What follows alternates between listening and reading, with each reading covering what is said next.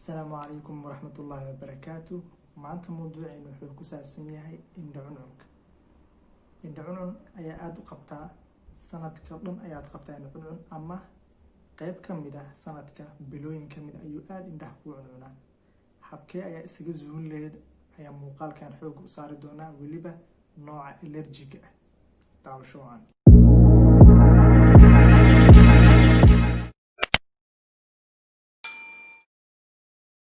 mar kale oo anigoo Dr. Yaxya ah ugu barteen muuqaalada ku saabsan indhaha iyo aragga. Mawduuca maanta wuxuu ku saabsan yahay 4 qaabood aad isaga yareyn kartid ama aad kaga takhalusi lahayd indho cuncunka aad ku wareeriyo. Arrinta koowaad oo indho cuncunka isaga yareynaysa ayaa noqonaya goojo, ama inaad isticmaasho goojada loo isticmaalo xasaasiyadda indhaha oo loogu talagalay in ay cuncunka ay yareyso. laakiin arinta aad ku dhibka badan waxay tahay goojada noocee ayay noqonaysaa, sababtoo ah goojooyin oo xasaasiyad loogu talagalo aad u fara badan ayaa jiro oo la yiraahdo antihistamine oo noocyo kala badan ama kambaniyo aad u fara badan leh. sidoo kale goojooyin kale waxaa jiro la yiraahdo artificial tears oo loogu talagalo marka indhaha in lagu dhaqo. guud ahaan xasaasiyadda waxyaabaha keenayo oo qofka cuncun keenayo waxay tahay wax la yiraahdo allergen oo hawada ku jirto, taas oo unugyada indhaha ku jira qabsanaya, taas oo marka dambe keenayso qofka inuu reaction sameeyo oo indhihii ay bararaan ama gaduutaan ama ay cuncunaan kadibna ilinka imaato. marka goojadan ayaa ah 2 nooc oo ah.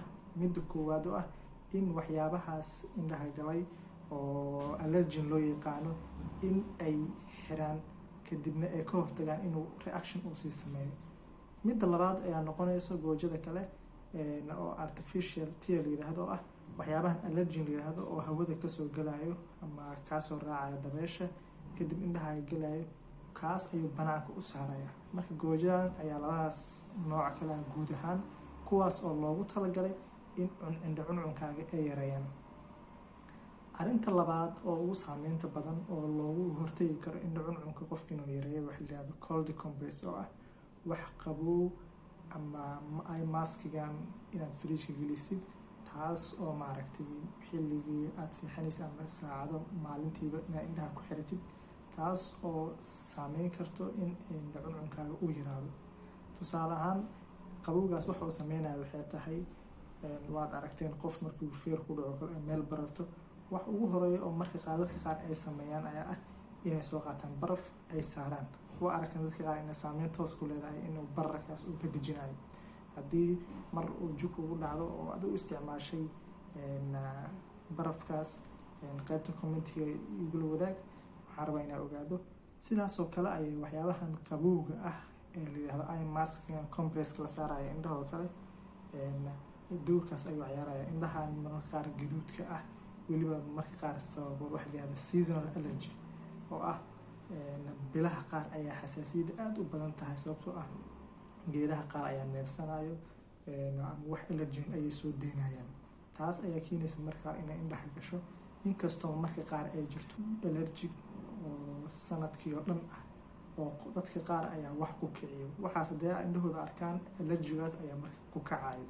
arrinta saddexaad ayaa noqonaya in uu ka hortago allergen. haddii qofku uu garanayo waxyaabaha ku kicinayo, haddii ay noqoto bus, haddii ay noqoto barkinta, sababtoo ah marka qaar waxaa jirta wax la yiraahdo xasaasiyad khaas ah jirto oo sababto barkinta. waa cajiib. marka waa muhiim qofka waxyaabaha ku kicinayo inuu ka fogaado.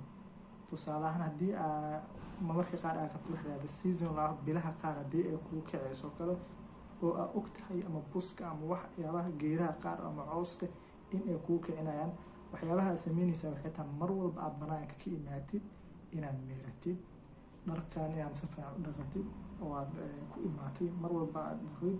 sidoo kale sariirta aad seexanaysa barkinta mar walba ama firaashka inaad bedeshid, taasaa muhiim ah, sababtoo ah haddii aad qabtid waxyaabaha la yiraahdo xasaasiyadda bilaha qaar kacayo banaanka ayay kaa soo raacayaan. marka waa muhiim arrintaasna aad ugu dadaashid oo aad ku dhaqantid.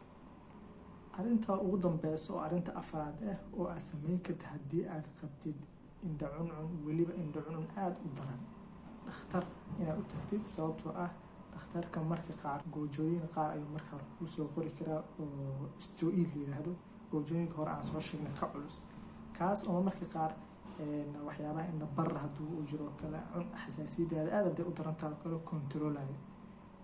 goojooyinka waxyaabaha ay sameynaysa xitaa ma marka qaar waxyaabaha kicina ama pressureka kicinaya ama waxyaabo kale ayaa ka imaan karo. sidaas awgeed ayuu dhakhtarkaaga marka walba la soconayaa in uu isku balance gareeyo allergigaaga iyo daawadaada inuu isku controlo. sababtoo ah marka qaar waxaa jirto xasaasiyada qaar ayaa kala ah noocyo badan.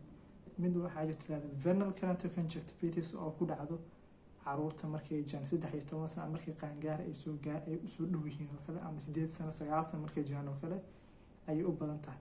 taasna badanaa waxaa la siiyaa goojooyinkan aad effective u leh oo dhakhtarka uu soo qorayo steroidka ah oo aad ugu xoog badan oo u baahan in lagu controlo. marka qaarna waxaa jirto goojooyin uu dhakhtarkaaga qofka u soo qorayo taas oo door muhiima ka ciyaarayso qofka qabo kale xasaasiyadaha oo sanadkii oo dhan ah si mataqaana uu qofka uu controlo. intaas ayuu ku egyahay xasaasiyadda qaabka aad ugu hortegi lahayd indha cuncunkaaga. haddii aad ka hesho muuqaalkan like ta saar waxaan idin rajeeyaa caafimaad indha fiican.